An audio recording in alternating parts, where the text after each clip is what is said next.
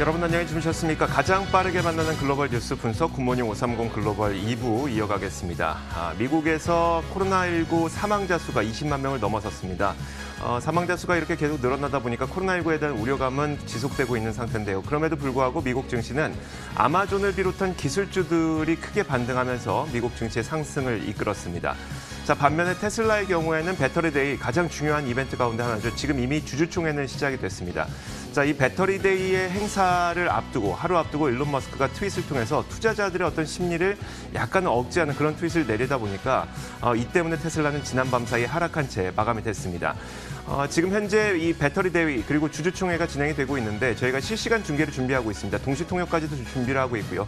다만 이제 그 주주총회까지는 저희가 뭐 실시간 중계를 해드릴 필요는 없을 것 같아서 본격적인 일론 머스크가 출연하는 이 배터리데이 그때부터 중계를 해드리도록 할 텐데 그들의 시작 시점이 언제가 될지 모르니까 저희도 언제 이 배터리데이를 중계해드릴 수 있겠다 이렇게 뭐 시간을 말씀드릴 수는 없습니다. 양해 말씀 부탁드리도록 하겠고요. 일론 머스크가 출연하는 그때 저희가 바로 실시간 중계해드리도록 하겠습니다. 굿모닝 530 글로벌 2부 오늘 출발하겠습니다.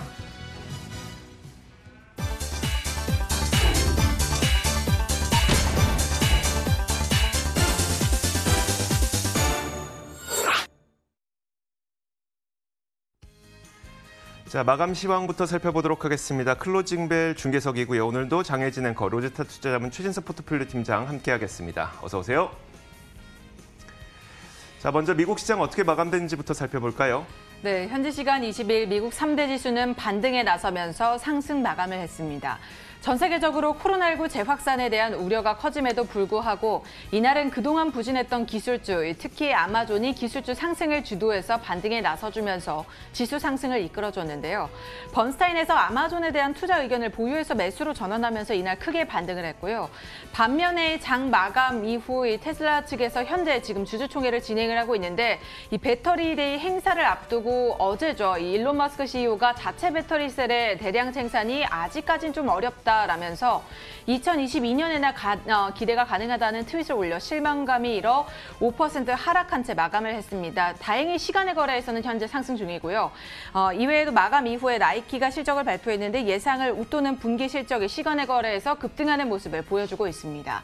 먼저 며칠 전 외신을 통해서도 전해드렸었는데 유럽을 비롯한 세계 각지에서 코로나19 재확산에 대한 분위기가 심상치 않습니다. 확산세가 다시 가파른 속도로 늘어나면서 영국에서는 이 식당의 영업을 저녁 10시 이후에 금지하는 방안을 다시 취하겠다라고 밝혔고요. 미국에서도 전일 하루 신규 확진자가 5만 명을 넘어서면서 8월 중순 이후 최대치를 다시 기록 중입니다. 미국 내 코로나19 총 사망자 수도 20만 명에 달하고 있어서 세계 각지에서 봉쇄 조치 강화에 대한 부담감이 높아지고 있는 상황입니다. 이에 따라서 경기 민감주가 이날 대체로 부진했고요. 반면에 비대면 활동의 수혜를 입는 기술주들이 상대적으로 강한 흐름을 보여줬습니다. 미국의 추가 부양책에 대한 합의는 점점 더 어려워지는 상황이죠. 이 트럼프 대통령이 이번 주 토요일에 이 후임자를 발표하겠다고 나서는 등 이 대법관에 대한 임명 절차를 강행하겠다는 입장을 고수하는 반면에 민주당에서는 대선 이후로 이 대법관 임명을 미뤄야 한다라고 주장을 하고 있어서 양측의 갈등은 팽팽한 상태로 유지가 되고 있습니다. 다만 부양책에 대한 우려는 이전부터 좀 이어져 온 터라 이날 시장에 큰 영향을 미치지는 않았습니다. 틱톡과 관련한 소식도 들려왔는데 미국 기업 오라클과 월마트의 참여로 틱톡 매각 협상이 거의 성사되는 듯 싶었지만 지배구조를 둘러싼 논란이 일면서 다시 빨간불이 들어오고 있습니다. 트럼프 대통령은 새로 만들어지는 틱톡 글로벌 운영에 중국이 관여하지 못한다면서 지배권을 미국에 넘기지 않으면 거래를 승인하지 않겠다고 엄포를 놓은 가운데 이 중국 관영 매체에서는 이런 트럼프를 두고 약탈을 멈추라며 직격탄을 날리고 있습니다. 이런 조건으로 거래를 할 수 없다는 입장을 중국 측에서 밝히고 있어서 이번 주 내로 어떤 결정이 최종적으로 내려질지 지켜보셔야겠습니다. 한편 제롬 파월 연준 의장과 스티브 무누신 재무장관은 이날 하원 증언을 통해서 미국 경제가 침체에서 벗어나 상승세를 보이고 있다고 말했습니다. 하지만 더 가파른 회복세를 보고 싶다면 재정과 통화 정책이 함께 작동을 해야만 경제 회복이 더 빨라질 것이라면서 필요한 부양을 지속하겠지만 재정 정책도 뒷받침되어야 한다고 주장을 했고요. 또 지표까지 간단히 확인을 해보면 미국의 8월 기존 주택 판매가 3개월 연속 증가해서 지난 2006년 12월 이후 최고치를 기록했다는 점까지 참고를 해두시면 좋을 것 같습니다. 보다 자세한 마감 상황도 함께 보시죠. 먼저 다우지수입니다. 초반에 오락가락하는 흐름을 보였지만 이 막판에 상승세로 가닥을 잡으면서 상승세를 시연한 채 마감을 했습니다. 0.52% 올라서 27,288포인트 거래 마쳤습니다. 이어서 나스닥 지수도 함께 보시죠. 이날 아마존의 주도로 기술주가 반등에 나서주면서 1.7% 넘게 올랐고요. 11,000선에 다시 한번 바짝 다가선 모습이었습니다. 1,963포인트 거래 마쳤습니다. 마지막으로 S&P 500 지수입니다. 1.05% 상승을 했고요. 3,315포인트 거래 마쳤습니다. 마찬가지로 초반에는 등락을 거듭하다가 막판에 상승세로 가닥을 잡아가는 모습이었습니다.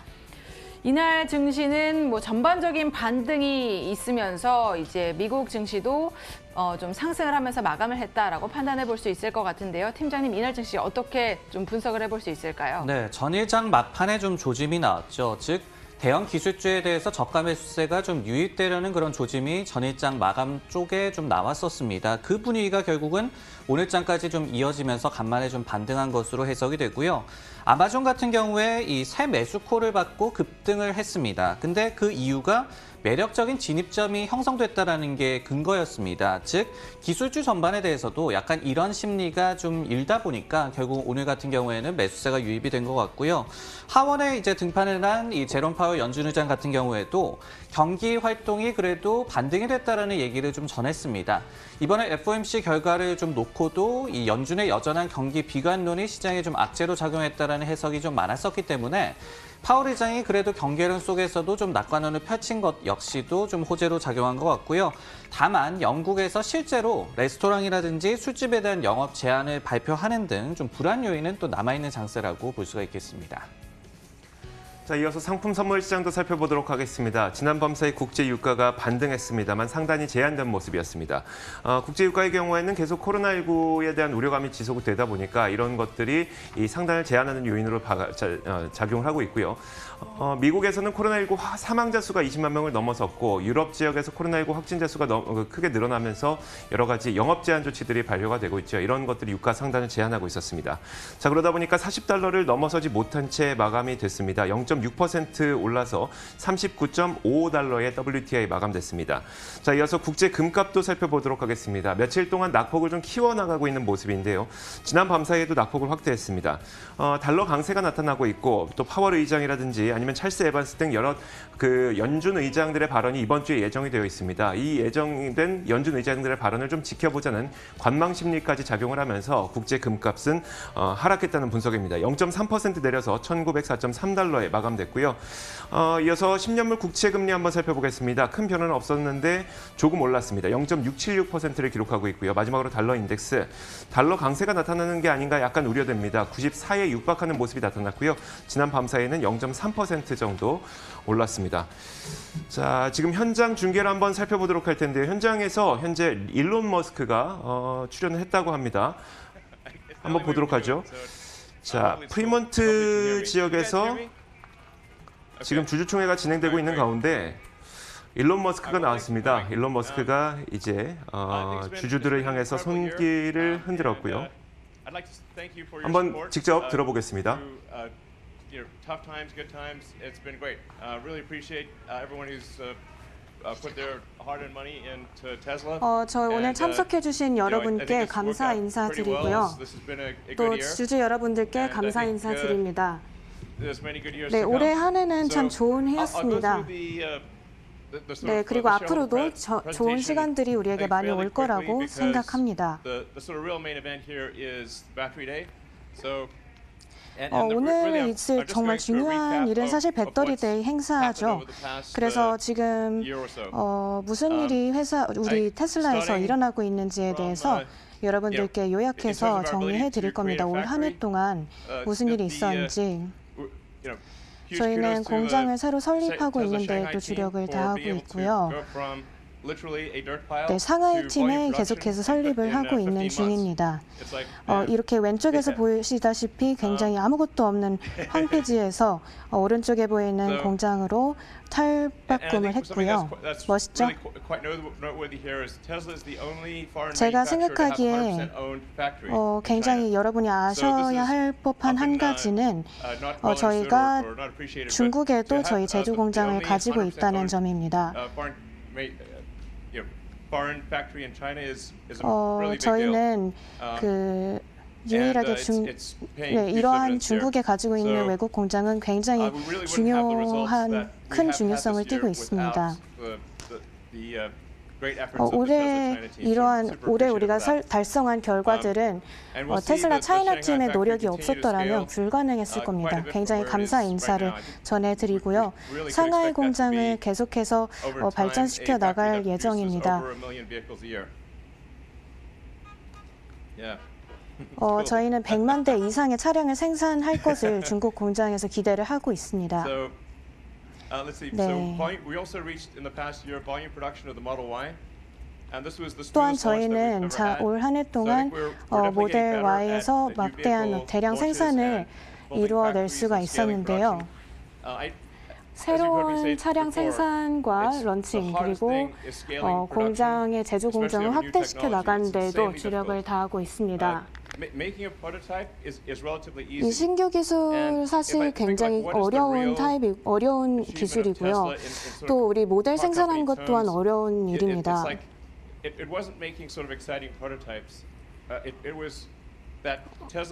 저희는 그동안 굉장히 신나는 어떤 모형을 만들어지 못했는데 또 테슬라는 미국 내에서 첫 번째로 이만큼의 대량 생산을 성취한 첫 번째 기업이라고 말씀을 드립니다. 이것은 굉장히 어려운 일이기 때문에 좀 저희가 대단한 일을 했다고 자부심 있게 말씀을 드릴 수 있겠습니다. 또 S3XY에 대해서 생산에 대해서 말씀을 드리고 싶습니다. 굉장히 만들기 어렵다는 말씀 장난 삼아서 드리고 싶고요. 또 태양광 에너지를 도입한 저희 솔라 루프에 대해서도 말씀을 드리고 싶습니다. 업계 내에서 이제 이 가치 체인을 완전히 바꾸게 될 것이고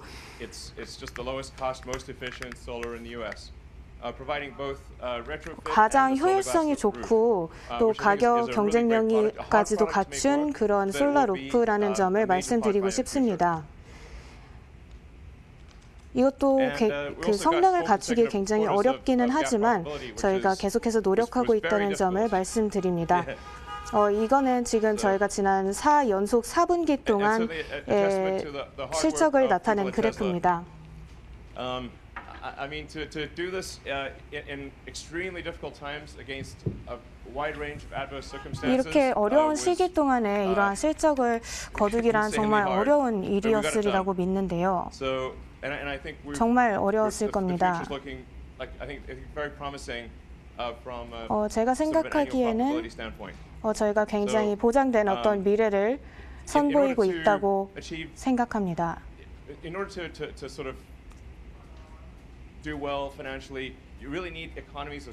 제가 생각하기에 경제적으로 어떤 성공을 하기 위해서는 이상적으로 가장 최고의 기술을 보유해야 한다고 생각합니다. 그런데 이제 우리는 경제성을 갖추는 데 더해서 자동차 기술의 혁신성까지 키우고 있기 때문에 테슬라의 가치는 점점 더 상승할 것이라는 말씀을 드리겠습니다. 또 자율성도 갖추고 있고요. 저희는 또 그 현금의 유동성 또한 말씀을 드리고 싶은데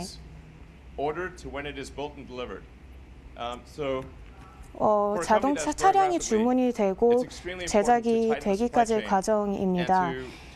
기업에게 있어서 이는 굉장히 어렵고 또 공급 체인을 확대시키는 것이 어려운 일입니다.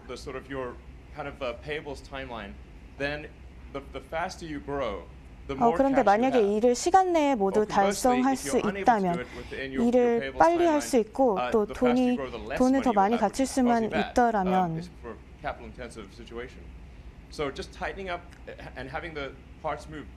그럴 수 있더라면 좋을 것입니다. 공정은 굉장히 빠른 속도로 움직여지고요. Because if you don't at least have a factory in the continent, it is impossible to achieve this. 자, 이렇게 저희가 테슬라 배터리데이 주주총회에서 일론 머스크가 직접 발언하는 모두 발언 영상을 확인을 해봤습니다. 동시통역을 통해서 여러분들에게 직접 그 내용을 좀 전해드렸는데 몇 가지가 있었죠. 중국 공장에서 100만 대 생산할 것이다. 그리고 4개 분기 연속 흑자를 기록했고 현금 유동성 충분하다. 이런 자신감을 내비쳤고요. 앞으로 경제성과 혁신성을 도모함으로써 테슬라의 가치는 계속 상승할 것이다. 이렇게 주주들을 독려하는 그런 발언들을 쭉 했습니다. 저희가 배터리데이와 관련된 내용이 계속 진행이 되는 대로 여러분들에게 또 계속 전해드리도록 하겠습니다.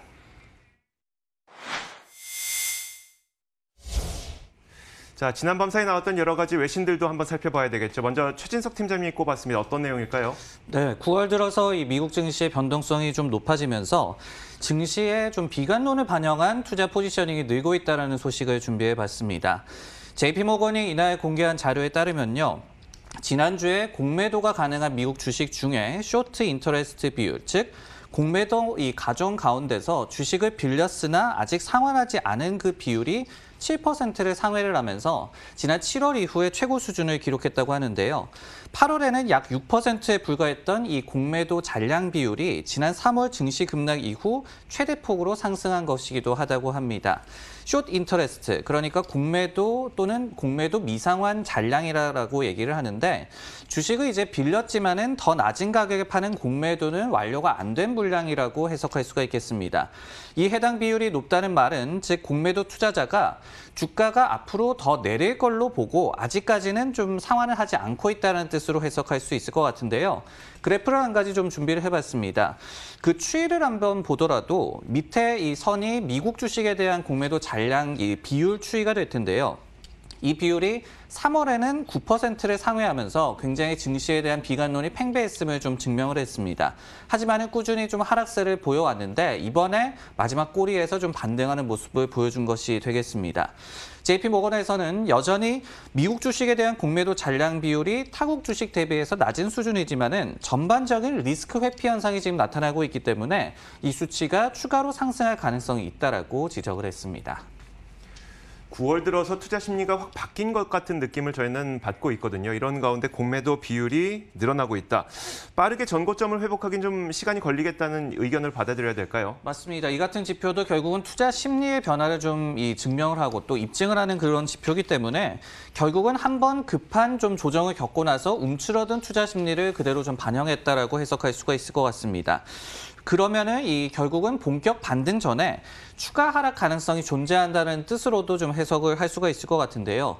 예를 들어서 실제로 CFRA라는 그런 기관에서도 본격 상승 전에 오락가락하는 장세가 전망된다라는 분석을 내놓기도 했습니다. 이유로는 영국 등에서의 코로나19 재유행 그리고 미국에서의 대법관 사망에 따른 양당 이견 확대로 재정 부양에 대한 합의 가능성이 더욱더 낮아진 것을 점치고 있었습니다. 네, 해당 지표를 내놓은 JP모건 측의 이 시장 전망은 어떻습니까? 낙관론을 지지해줄 만한 그런 데이터들이 있을까요? 일단 JP모건의 자체 전망은 여전히 중장기적으로는 미국 증시에 대해서 긍정적으로 보고 있다였습니다. 추가 부양에 대한 기대가 좀 상쇄되고 있고요. 그리고 경기 회복 역시도 좀 정체되는 기미를 보이고 있기는 하지만은 여전히 주식 투자에 대해서 대기하고 있는 자금이 풍부하다는 입장을 유지를 했고요. 실제로 미국 증시 자체, 그러니까 우리가 스파이라고 부르는 이 ETF 상품에 대한 공매 잔량 비율은 안정적으로 유지가 되고 있다라고 합니다. 즉 미국 주식에 대해서 그러니까 시장 자체에 대해서는 아직까지는 좀 낙관론이 남아있다라고 보여지고요.